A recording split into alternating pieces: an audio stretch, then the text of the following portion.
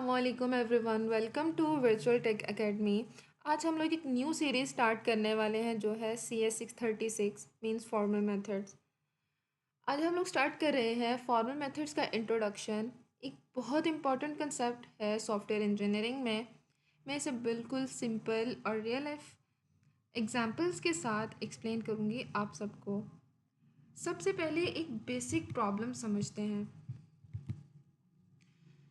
आजकल software system बहुत ज़्यादा कम्प्लेक्स हो चुके हैं। जितना सिस्टम बड़ा होता है उतने ही एरर्स के चांसेस भी बढ़ जाते हैं, और जब एरर होता है तो सिस्टम एक्सपेक्टेड बिहेवियर नहीं देता, जैसे कि आप जानते हैं, और उसे हम क्या बोलते हैं, फेलियर।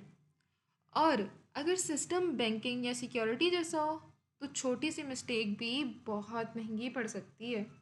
इसी प्रॉब्लम को मैनेज करने के लिए हम यूज़ करते हैं SDLC। SDLC stand for software development life cycle. ये आपके MCQs पॉइंट ऑफ व्यू से भी मोस्ट इंपॉर्टेंट है। ये MCQs में है, वो एब्रीविएशन आपसे पूछ सकते हैं। अब जो आपको एक प्रॉब्लम मैंने बताई, ठीक है, उसको उस प्रॉब्लम को मैनेज करने के लिए हम यूज़ करते हैं SDLC means software development life cycle. इसके कुछ मेन स्टेप्स हैं: requirement specification, design, coding and deployment. अब यहाँ सबसे इम्पॉर्टेंट स्टेप है स्पेसिफिकेशन, क्योंकि अगर यही क्लियर नहीं होगी तो पूरा सिस्टम गलत बन सकता है। Issue with traditional specification, this is my point. और अब प्रॉब्लम ये है कि हम अक्सर स्पेसिफिकेशन को सिंपल इंग्लिश या डायग्राम UML में लिखते हैं, लेकिन ये एम्बिशियस भी होती है, मीन्स मल्टीपल मीनिंग, इनकम्प्लीट भी होती है, कभी कभी तो इनकन्सिस्टेंट भी होती है। अब हम अगर एग्जाम्पल देखें, अगर बैंक सिस्टम में विड्रॉ लिखा हो तो क्या कंडीशन है? Minimum balance, overdraft allowed. अगर ये क्लियर नहीं तो डेवलपर कंफ्यूज हो जाता है। अब आप सोच रहे होंगे कि टेस्टिंग कर लेते हैं, लेकिन टेस्टिंग की भी लिमिट्स हैं। टेस्टिंग सिर्फ एरर ढूंढ सकती है, ये गारंटी नहीं देती कि सिस्टम 100% करेक्ट है। इसीलिए हमें एक स्ट्रॉन्ग अप्रोच चाहिए होती है, ठीक है। तो यहाँ एंटर होते हैं हम फिर फॉर्मल मेथड में, ठीक है। अब हम इस सिंपल वर्ड्स में देख लेते हैं कि फॉर्मल मेथड्स है क्या। फॉर्मल मेथड्स वो टेक्निक हैं जहाँ हम मैथमेटिकल फार्मूलाज यूज़ करके सॉफ्टवेयर्स को डिफ़ाइन करते हैं। मतलब no confusion, no ambiguity, everything clearly defined, ठीक है। अब हम लोग इसके एडवांटेजेस देख लेते हैं। एडवांटेजेस में क्या है? फॉर्मल मेथड को के कुछ स्ट्रॉन्ग बेनिफिट्स हैं। अर्ली स्टेजेस पर एरर पकड़ लेते हैं, सिस्टम की कंसिस्टेंसी चेक होती है, बेटर टेस्ट केसेस मिलते हैं, और सबसे इम्पॉर्टेंट करेक्टनेस के प्रूफ्स मिलते हैं। अब हम लोग इसके सेकेंड पार्ट पर जाते हैं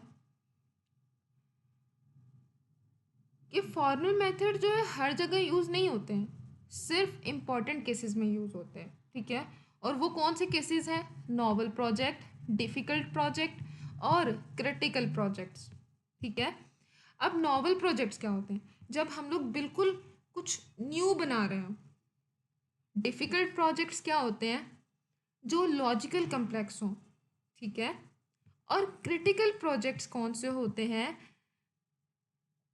जहाँ सेफ्टी, सिक्योरिटी और पैसा देखा इन्वॉल्व हो। सॉरी, सिंपल ऐप्स के लिए इतनी कम्प्लेक्सिटी ज़रूरी नहीं है।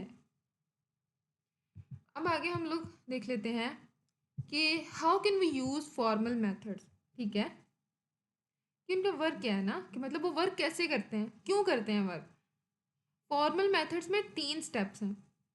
एक है मॉडलिंग, दूसरा है डिज़ाइन, ये देखिए यहाँ पर डिज़ाइन है, और तीसरा है वेरिफिकेशन, ठीक है। अब हम पहले मॉडलिंग देख लेते हैं। मॉडलिंग क्या है? वो कौन स्टेप क्या, इस मॉडलिंग स्टेप क्या वर्क करता है? सिस्टम का सिंप्लीफाइड मैथमेटिकल मॉडल बनाया जाता है मॉडलिंग में।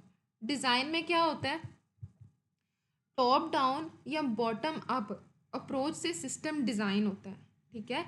और वेरिफिकेशन में क्या होता है, प्रूफ्स के थ्रू चेक किया जाता है कि कोड सही काम कर रहा है या टेस्टिंग से ज़्यादा रिलायबल होता है, ठीक है।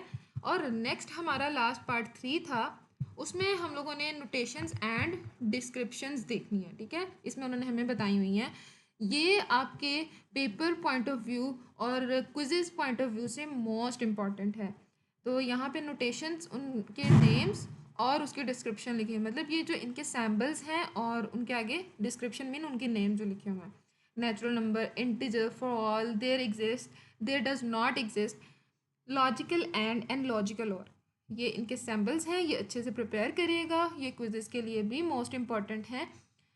तो अब हम आज जो हम सब ने सीखा है कि फॉर्मल मेथड्स क्या हैं और क्यों इम्पोर्टेंट हैं, तो यहीं पे हमारा लेक्चर कंप्लीट होता है।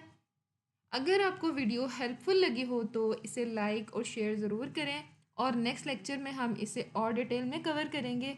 और आपको मेरा चैनल अगर आपने सब्सक्राइब नहीं किया हुआ तो काइंडली इसे सब्सक्राइब करें, ताकि आपको आने वाली वीडियो का नोटिफिकेशन टाइम पर मिले। अल्लाह हाफिज़, फ़ी ईमान अल्लाह।